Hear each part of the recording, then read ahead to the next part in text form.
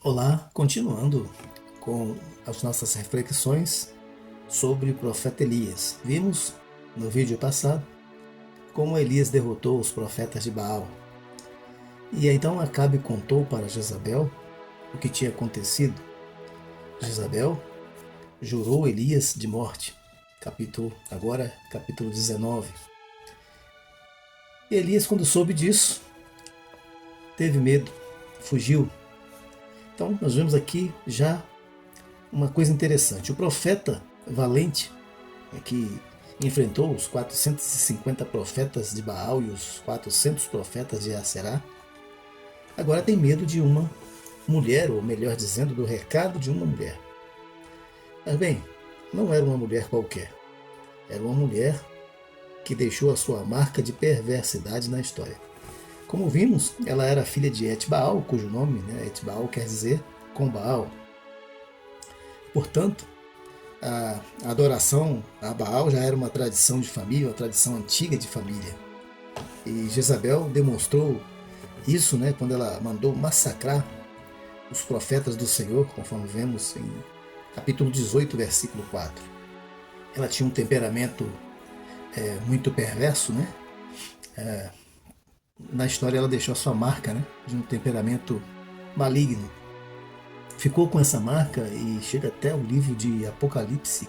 Então, não que o nome daquela Jezabel em Apocalipse fosse realmente Jezabel, mas é o nome de alguma mulher que recebeu esse nome pela sua semelhança, por carregar a marca desta Jezabel, esposa de Acabe, da perversão, de desviar o povo de Deus para os ídolos, principalmente. Enquanto Jezabel era assim perversa, Acabe era um homem de personalidade fraca.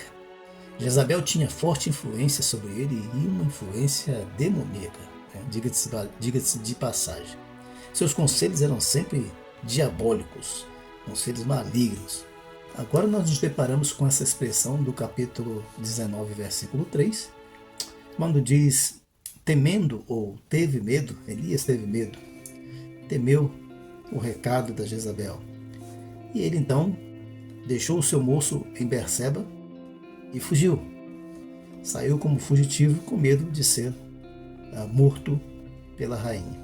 Então não me pareceu que ele estava fazendo uma retirada estratégica, não. Me pareceu que ele estava realmente fugindo, fugindo da Jezabel. Então, ele não vê perspectiva. Ele havia enfrentado uma situação de luta espiritual muito grande, ele não viu perspectiva diante do quadro que ele estava vivendo. Sua única solução é recuar, até obter uma orientação segura do que deve fazer para continuar avançando. Então ele deixou seu moço lá em Berseba e saiu, fugindo para mais longe possível da presença da rainha. Então aqui nós vemos um contraste, No vídeo passado falamos do profeta que correu mais veloz do que o carro, mais veloz do que os cavalos egípcios do Acabe. Ele passou à frente a pé, passou à frente do rei na sua carruagem e muito mais veloz do que os cavalos do rei. Agora ele está correndo, mas não é no poder do Senhor, é no poder do medo. Tudo bem. O que isso nos explica? O que isso nos diz? Diz que Elias não era perfeito. Ele não era o Messias. Graças a Deus. O Messias, Cristo, é aquele que não recuou jamais. Avançou até o final e completou a missão e disse: está tudo consumado. Ele enfrentou a morte sem recuar, enfrentou os inimigos, toda a casta maligna. Esse sim é o aprovado por Deus, e Deus disse: este é o meu filho amado em quem tem prazer. Mas Elias não. Elias era um profeta. Era um homem imperfeito.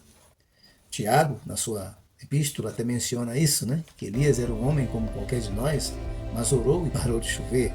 E Tiago diz isso para nos incentivar a igreja a orar, a buscar os recursos de Deus. Então, temos isso em mente. E é bom aqui a gente entender o seguinte: a Bíblia não esconde as falhas, os defeitos, as imperfeições dos seus homens santos, não. Ela relata com a maior naturalidade os fatos.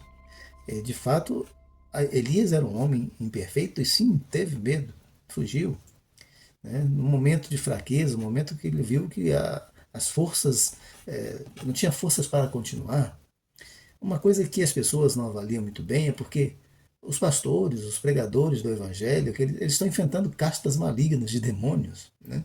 E por vezes se sentem realmente abatidos, se sentem realmente estressados e dá mesmo vontade de fugir, né? Dá mesmo vontade. Deus sabe as nossas fraquezas, sabe os nossos defeitos, mas Ele quer ver em nós a sinceridade, né? A verdade dentro de nós. Eu gosto muito do Salmo 51, versículo 6, que diz que Deus ama a verdade no íntimo. Gosto disso. Então, há pessoas também, pensando um pouquinho sobre Jezabel, né? Há pessoas que tentam exercer influências negativas em nossa vida, sobre nós, e nós muitas vezes precisamos estar bem atentos, né? Para que não venhamos a vacilar na fé, não venhamos a baixar a guarda, né? Precisamos estar bem atentos a essas pessoas que muitas vezes parecem amigas, mas são inimigas. Muitas vezes deveria fazer o bem, mas faz o mal. Na posição de rainha, esperava-se que ela fosse auxiliar do rei e esperava-se que o rei também fosse justo para com o povo e governasse o povo, já que se tratando de uma nação santa, uma nação escolhida, né?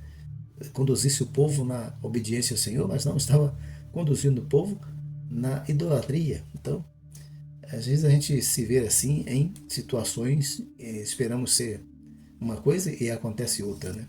Elias se viu com certeza nessa situação. Não adianta mais, depois de ter mostrado, depois de ter exercido tantos milagres, né? E ainda o povo tinha essa mentalidade. Outra coisa que podemos pensar aqui, que devemos pensar, é a respeito da Jezabel. Ela deixou uma marca horrível na história. Olha, eu já estou aí quase chegando aos 70 anos. Nunca conheci ninguém chamado Jezabel. Nunca conheci. Pode ser que exista, com certeza existe, mas eu nunca conheci. Também nunca conheci ninguém chamado Judas. Você já conheceu? Não, eu nunca conheci. Mas eu sei que existe, mas eu nunca conheci. Não é muito comum. Tem muito Davi, até Pedro, tem demais, João, mas Judas e Jezabel eu nunca conheci. Porque a marca dessas pessoas são marcas ruins na história, né? Marcou negativamente, deixou um legado ruim que ninguém quer. Ninguém quer esse tipo de lembrança na sua vida, né? Nos versículos de 4 a 6, nós encontramos o Elias sendo sustentado por anjos. Lembremos que ele já foi sustentado por corvos e agora será sustentado por anjos. Elias caminhou durante um dia para o deserto, então ele orou: já basta, ó Senhor, toma agora a minha vida, pois não sou maior do que meus pais. Elias teve vontade de morrer. O desânimo foi tão grande, o medo tomou conta e Elias teve vontade de morrer. Depois deitou e dormiu, né? Depois da oração, ele deitou e dormiu debaixo de uma árvore. De repente, um anjo tocou e disse: levanta-te e come. O anjo levou até pão e água para ele comer, o acordou, mandou ele comer, mas ele acordou, comeu e voltou a dormir. Olhou lá, viu o pãozinho, né? Tudo certinho, a botija de água, comeu, bebeu e deitou de novo. Então o anjo tocou pela segunda vez e lhe disse: levanta-te e come, pois muito longo te será o caminho. Olha, o estado que Elias estava, o estado que pode ser descrito aí como depressão, as consequências do medo, né, deixa as pessoas assim, deprimida, abatida, desanimada. E às vezes as pessoas só querem dormir, ficam se sabotando, esquecem de se alimentar, ficam paralisadas, inertes, até que a doença chega, a doença aumente, né? Porque a depressão já é uma doença. Aí o que acontece? A pessoa, se não se movimenta, se não se exercita, ela fica mais doente. mais desanimada, tem menos condições de resistir, né, às adversidades, e aí vai se entregando. E aí nós encontramos tanta gente, se formos ver a história de tanta gente que está pelas ruas, que estão pelas ruas, nós vamos ver isso, né? Pessoas que já tiveram uma vida diferente, mas que caíram no desânimo, alguma coisa atingiu a sua vida, eles perderam a motivação para viver. E ficam se sabotando a vida inteira, se matando aos pouquinhos, e muitos vão lá e fazem mesmo isso de uma vez, né? Elias teve vontade de morrer, mas ele teve uma coisa, ele como profeta sabia que ele não tem autoridade sobre a sua vida. Ninguém tem. A nossa vida pertence a Deus, somos todos de Deus. Então Elias sabia que ele não podia tirar a sua vida. Ele ficou se sabotando, pediu a Deus a morte. Mas Deus lhe envia um anjo para lhe alimentar e para lhe dar vida, para lhe dar alento. É isso que Deus faz. Deus, ele tem coisas melhores, maiores para nós. A visão da pessoa que está em depressão, da pessoa que está abatida, que está com medo, que está desanimada, é uma visão curtinha, né? A pessoa só vê o momento da dor, só vê a dor, não consegue enxergar além. Mas Deus está vendo muito mais além. Ele está vendo o seu futuro e tem um futuro brilhante para você, tem planos de vida e de paz para você. É assim que Deus age. Elias, até ele sabia disso, mas quando a pessoa está assim com depressão, até se esquece que Deus é assim, né? A pessoa não consegue ver muito além. Foi preciso Deus enviar ali um anjo para alentar o seu servo. Mas uma coisa interessante, que nós não podemos esquecer aqui, é que Elias orou. Elias orou a Deus, desabafou com Deus. Disse, ó Senhor, toma a minha vida. Toma a minha vida. Contou para Deus qual era o seu estado. Ele sentou no divã de Deus. É o psicólogo, maior psicólogo é o nosso Pai Celestial. Ele tem, sim, a resposta, o tratamento, a terapia adequada para todos nós. Então, Elias orou. Aqui está o grande segredo. A oração pode mudar tudo na sua vida, e com certeza muda tudo na sua vida. E Jesus, eu gosto de lembrar disso, em Lucas capítulo 18, contou uma parábola sobre o dever de orar sempre e nunca desfalecer. Nós devemos orar, permanecer em oração. E enquanto a gente está orando, a gente está permanecendo em oração, a gente está permanecendo na esperança. E se formos contar quantas lutas já passamos, o povo de Deus passa, e depois, lá na frente, se torna apenas história. Histórias a serem contadas, de vitórias, de lutas vencidas, né? Então é isso. Agora, uma coisa interessante também que podemos pensar, que a gente deve pensar aqui, sobre esse quadro de Elias, é que o desânimo dele e o medo dele era um desânimo real, um medo real. Ou seja, ele não era um problema imaginário que ele estava enfrentando. Ele estava enfrentando algo real. O desânimo dele tinha razão de ser. Ora, a idolatria era intensa em Israel naquela época. Um rei sem personalidade, influenciado por uma rainha perversa, idólatra, disposta a matar os profetas de Deus, já havia matado muitos profetas, né? Estava destruindo o culto a Deus e defendendo, né? Instaurando o culto a Baal, né? Protegendo a idolatria, aqueles que defendiam a idolatria. Então, o que deveria esperar Elias? Como é que ele vai vencer, já que ele havia vencido os profetas de Baal, havia demonstrado tantos milagres, né? Tantas coisas. Ele venceu os profetas de Baal, ele disse que ia parar de chover, parou de chover, disse que ia chover, choveu, né? Então, o que esperar agora?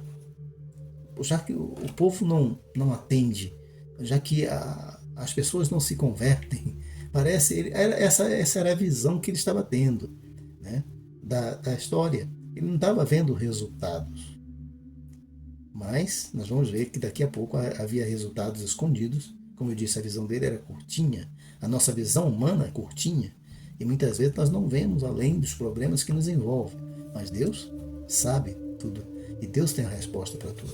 Para todo aquele que está desanimado, a única solução é confiar em Deus. Né? É confiar em Deus. Não existe outra solução. É ter fé. Como diz o hino, né? Ele diz assim: confia em Deus, que Ele sempre te ouvirá. Confia em Deus, que Ele nunca falhará. Confia em Deus e a negra nuvem passará. Ó, não duvides, mas confie em Deus.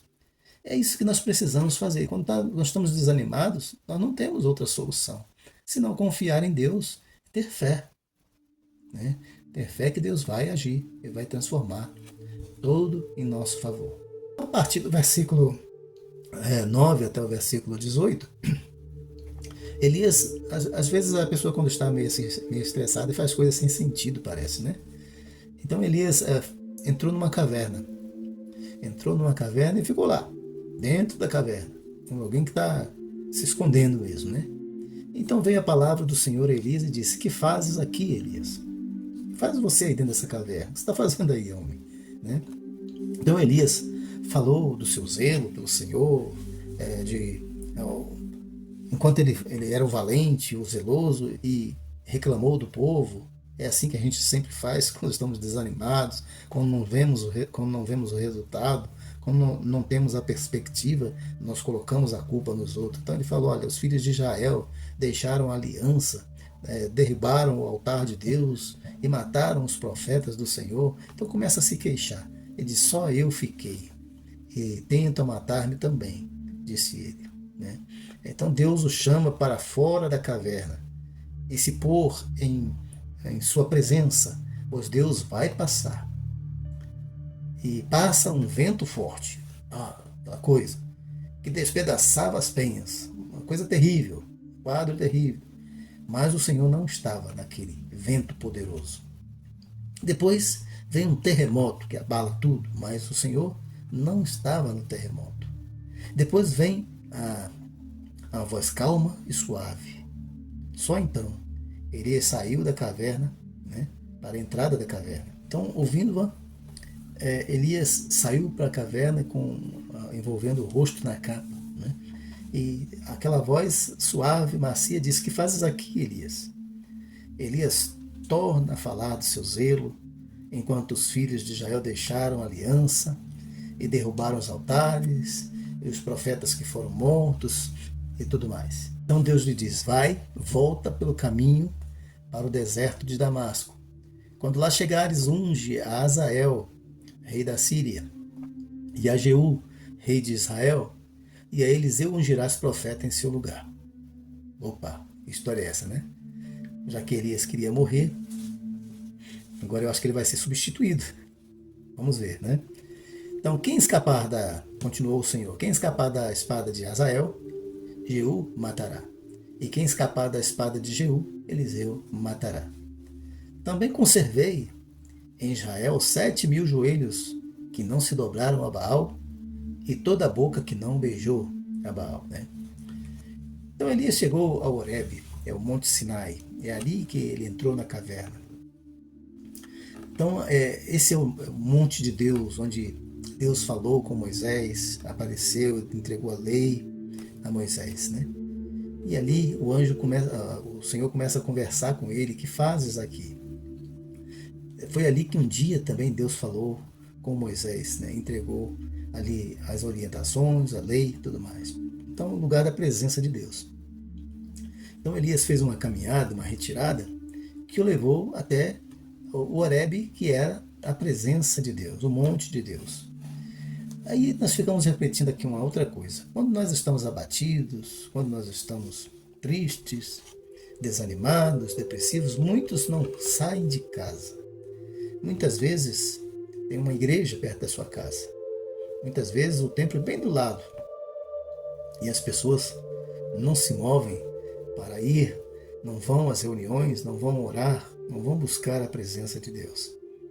Elias caminhou ali uma distância muito longa, e para ter essa presença, estar ali na presença de Deus, no monte que eles consideravam sagrado, de fato, ali era o ponto onde Deus havia marcado a história, né, com a sua presença.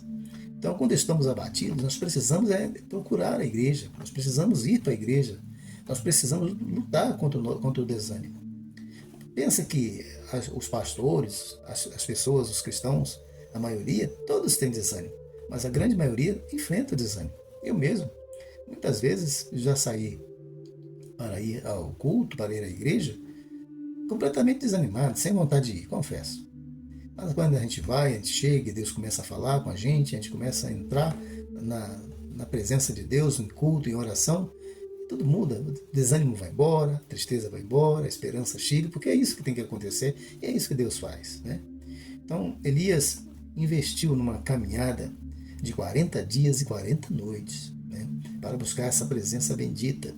A voz de Deus lhe dera forças para continuar e a direção do que ele deveria fazer. Então, Elias, na sua reclamação também, ele falou para Deus, né, que o povo tinha deixado a aliança e derrubado os altares e matado os profetas. Lembremos que Jesus também acusou, né, os escribas e fariseus, em Mateus capítulo 23, de terem matado os profetas. Era verdade mesmo que o povo perseguiram os profetas e mataram muitos profetas, né? Mas aqui está uma coisa interessante sobre o que era o profeta. O profeta, ele denunciava os pecados do povo. Qual era o pecado do povo? Ter deixado a aliança de Deus, a aliança lá feita com Moisés, no Monte Horebe, né? Ou Monte Sinai. Então, ali, esse era o sentido da profecia, esse é o sentido da profecia bíblica. Acusar o povo por abandonar a aliança, que é adultério espiritual, e instaurar o culto da idolatria, né? E consequentemente o profeta anunciava os castigos de Deus, porque viriam com certeza como veio na história de Israel, tanto o reino do norte, Israel, quanto o reino do sul. O motivo foram os mesmos, idolatria, para que eles fossem para o cativeiro.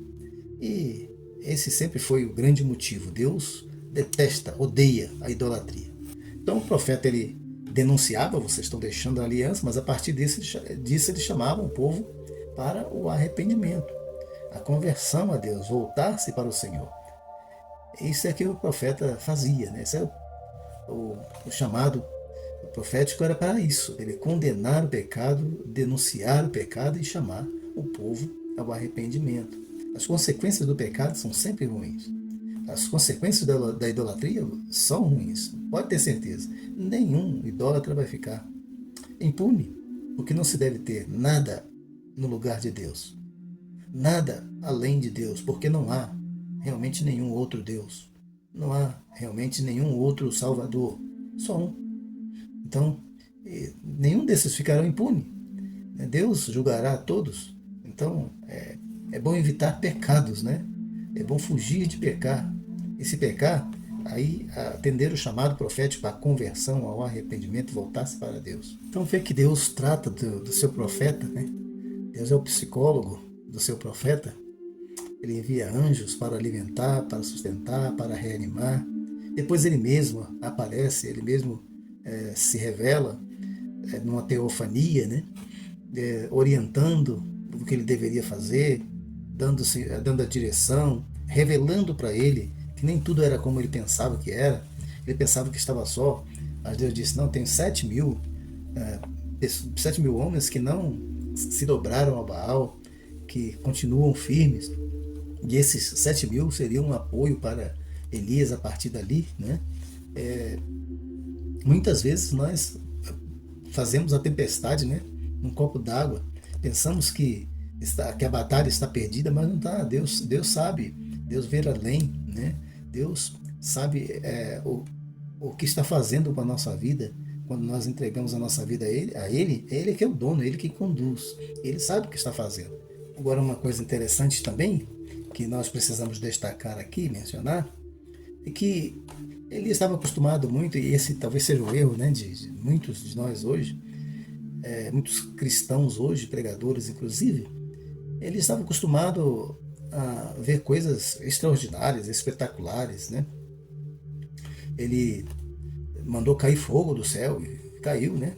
Pediu fogo, desce fogo do céu, pediu, Deus mandou. Ele estava acostumado assim, mandou parar de chover e parou, pediu chuva e veio chuva.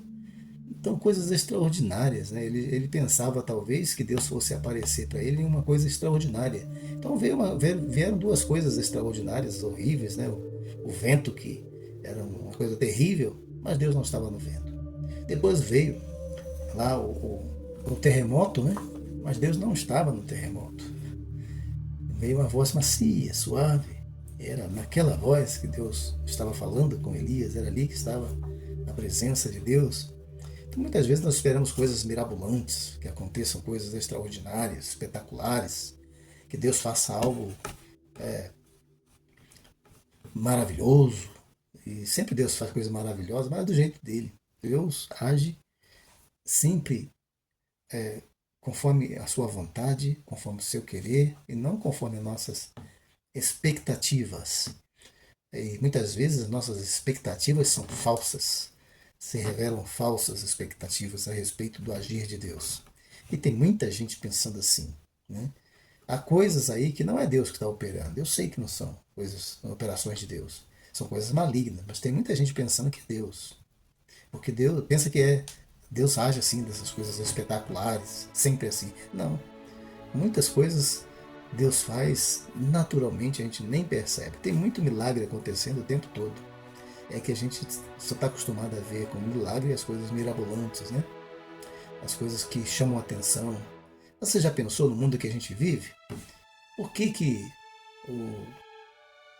não tem mais gente sendo atropelada no trânsito? A gente passa, o sinal fecha, a gente passa, mas quem é que garante que o cara que vem lá vai parar, o motorista, né? O veículo que vem vai parar mesmo? E quem sabe que se ele não vai sair com o carro, tem tanta gente, afinal tem tanta gente drogada, tanta gente bêbada, tanta gente maluca, né? Possessa.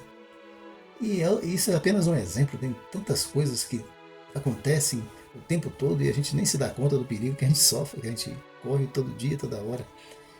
Eu tenho certeza que no meio de todos esses perigos, Deus tem nos guardado de muitas coisas, fisicamente e sem falar do espiritual, que é o mais terrível, que é o mais importante, né?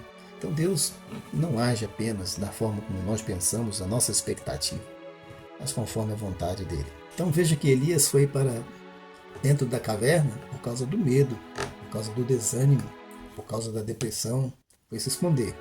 Mas Deus o chamou para fora, lhe recobrou o ânimo e lhe deu uma missão. É isso que sempre Deus faz, né? Deus transforma medo em coragem. Deus transforma desânimo em ânimo. Deus reanima o seu servo e lhe dá uma direção, lhe dá uma missão, uma mensagem para levar adiante, para continuar o seu ministério.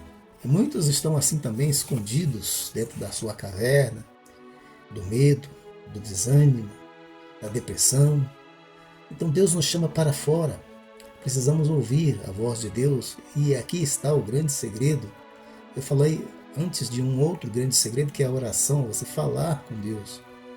O outro grande segredo é ouvirmos a voz de Deus. Elias ouviu a voz de Deus, Deus o chamando para fora, ele dando uma missão, e ele aceitando ali aquela missão de Deus, aquela obra que Deus lhe estava determinando.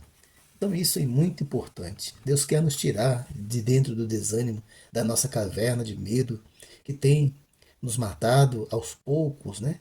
Que vai tirando a nossa energia, nossa vida. Deus quer transformar isso. E só Ele pode realmente, de forma eficaz, definitiva, só Deus pode. Nós precisamos ouvir Deus falando conosco. Nós precisamos crer que ouvir a voz de Deus é o único remédio para a nossa vida. Elias apresentou suas justificativas ou desculpas, né? O povo não ouve, o povo está derrubando os altares, matando os profetas de Baal, o rei, a rainha, essas coisas todas. E de fato eram problemas, né? Eram problemas sérios, não eram imaginários, não. Muita gente morre, faz tempestade num copo d'água e ainda morre afogado, né? Problemas imaginários, problemas de crenças erradas, né? Não consegue enxergar direito as coisas, mas os problemas de Elias eram problemas reais, verdadeiros. As suas justificativas tinham fundamento.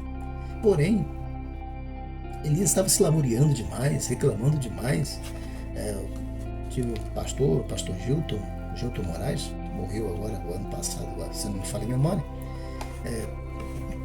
disse que quase teríamos um livro de lamentações de Elias, né? De tantas lamúrias, de tantas reclamações por parte do profeta. Então paremos de lamentar as nossas debilidades, né? Nossas dificuldades, os problemas da vida. Deus é maior. Enquanto nós estamos lamentando a nossa situação, nós estamos olhando apenas para a situação. Se lamentamos os problemas, nós estamos olhando apenas para os problemas. Mas Deus é maior do que tudo isso. Deus trabalha num nível superior. Né? Todas essas coisas, Deus enxerga mais além, Deus vê completamente todas as coisas.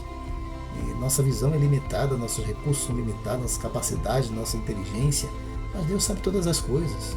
Nós temos de confiar em Deus. Né?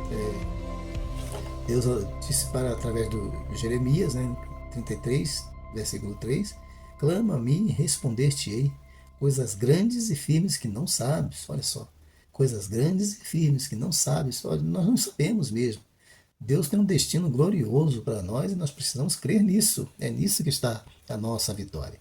Então Deus mostrou a Elias, né, o que fazer. Ungir Azael, rei da Síria, né, ungir a Jeú como rei de Israel, e estes executariam a justiça, né, vingariam ali os profetas, acabariam com aquela onda de idolatria, pelo menos daria uma brecada, né, uma freada naquela onda, não conseguiu acabar. Israel foi que se acabou na idolatria, foi para o cativeiro assírio e de lá não voltou mais, espalhou por toda a terra. O que nós temos hoje é um restinho do povo de Judá que sobrou, e os povos que depois foram reunidos dentre as nações.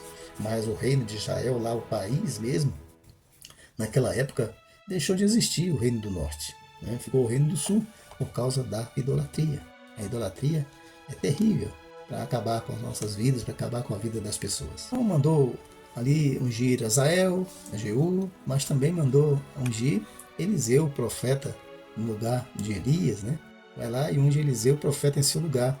Isso quer dizer o seguinte, que com isso a rainha seria punida, seria morta, Acabe também morreria, né? E Elias, iria se aposentar em grande estilo, mas iria se aposentar e iria curtir a aposentadoria no céu, sem precisar passar pelo estresse da morte. Já chega de estresse, já chega de desânimo. E aí, em 2 Reis, capítulo 2, versículo 11, Deus reconheceu que o ministério do seu servo era estressante e o levou para o céu num redemoinho. Precisamos ouvir a voz de Deus, a pergunta de Deus: onde está? Onde está você agora? Você está dentro da sua caverna do medo, do desânimo? Deus te convida a sair para fora. Deus te convida a crer nele, né? A crer que ele pode transformar a sua vida, né? Sair da sua caverna do medo, do desânimo. Ele tem vitórias para você. Ele tem uma missão para você cumprir. E você pode ser muito abençoado, abençoada, né? Se crer em Deus, se obedecer, se ouvir essa voz, atender, resistir ao desânimo, ao medo e ouvir a voz de Deus. Nos versículos 19 a 21, nós temos então o profeta fortalecido. Elias partiu, encontrou Eliseu, lavrando com 12 juntas de boi, lançou sobre ele sua capa. Eliseu deixou os bois, correu atrás de Elias e pediu para deixar ele beijar seu pai, sua mãe. Elias diz: vai que tenho eu contigo, né? Pode ir, que te fiz eu. Eliseu deixou Elias, voltou, matou a junta de bois, deu aos seus empregados para comer, né? Quer dizer que então ele era dono dessa junta de bois, ele era dono da carroça, dono de tudo. Então os nomes de Elias quer dizer Jeová é Deus, e o nome de Eliseu é Deus e salvação. Então Jeová é Deus e é salvação. Formam uma mensagem doutrinária e evangelística. O primeiro ensina que Jeová é o único Deus, nenhum outro há. Não existe outro Deus. Essa mensagem foi enfatizada posteriormente por Isaías, né? O profeta enfatizou bastante essa mensagem. E também a mensagem evangelística: só Jeová é salvação, só Deus salva. Eliseu era um homem ocupado. E isso é uma coisa interessante, porque Deus só chama gente ocupada, né? Gente que está cansada, estressada, de tanto trabalhar, de tanto tentar fazer o que é certo, de tanto fazer o que é certo. Deus quer essas pessoas. dá a elas mais responsabilidades, mas também dá força, dá capacitação, dá condições de fazer. Vê que quando Elias lançou sobre Eliseu a capa, ele deixou tudo e foi após Elias, por quê? Considerando então que o chamado do profeta, o chamado de Deus, era mais importante do que o seu trabalho. Seu ministério agora seria pregar a palavra de Deus, ensinar o povo a palavra de Deus. Que dedicação exemplar ele deixou, né? Que atitude exemplar de fé ele deixou para nós. Então deixou tudo e foi seguindo o homem de Deus. E este profeta Elias, né, foi um chamado e tanto. Esse homem é um homem, foi um homem considerado realmente grande em Israel, Elias. E então o chamado desse homem não dava para dizer não, né? Podia até dizer não, mas não seria bom dizer não. Este é um homem que apareceu no Monte da Transfiguração, em Lucas capítulo 9, conversando com Jesus, exatamente transferência de ministério. Moisés representando a lei e os profetas, e Elias representando os profetas, e agora a voz de Deus dizia: "Este é o meu filho amado", apontando para Jesus, dizia: "Este é o meu filho amado, a ele ouvi". Sua autoridade agora, a autoridade de Jesus é indiscutível, também como a autoridade de Elias era naquele tempo, indiscutível, apesar de todos os seus medos, de todo o seu desânimo. Ele não é. Agora, o Eliseu ele não estava ali seguindo um profeta louco, ele sabia a quem estava seguindo. Ele não estava seguindo qualquer um, mas o profeta de Deus, ele sabia disso. Então Deus está chamando muita gente há muito tempo, mas eles continuam agarrados, presos aos seus bois, aos seus negócios, estão embaraçados com as coisas desta vida, não conseguem ouvir o chamado de Deus, atender o chamado de Deus. Quanto mais lutam, quanto mais tentam, mais infelizes são, porque não é possível ser feliz fora da vontade de Deus. Não tem como ser feliz fora da vontade de Deus. Creia nisso. Por favor, creia nisso para o seu bem. Muitas coisas efêmeras têm tomado o lugar de Deus em nossa vida. Precisamos avaliar isso. Eliseu quis ir beijar seu pai e sua mãe, até foi permitido, mas olha, Jesus, ele não permitiu, né? Quando alguém falou, sugeriu isso, deixa eu ir sepultar o meu pai, e Jesus respondeu de forma diferente: quem lança a mão do arado e olha para trás não é digno de mim. Lá em Lucas capítulo 9, versículos 57 a 62, tem essa narrativa, essa experiência, né? Das pessoas que queriam segui-lo, mas ainda estava agarrado à sua família. Então, o chamado de Jesus é o chamado do Senhor dos céus e da terra, o próprio chamado de Deus, não é o chamado de um profeta. É muito mais sério do que o chamado de Elias, é muito mais importante do que o chamado de Elias. E ele te chama: sai do seu medo, sai da sua angústia, sai da sua depressão, venha, clame a Deus, busca o Senhor, tem solução, tem remédio e tem uma missão. Deus te abençoe.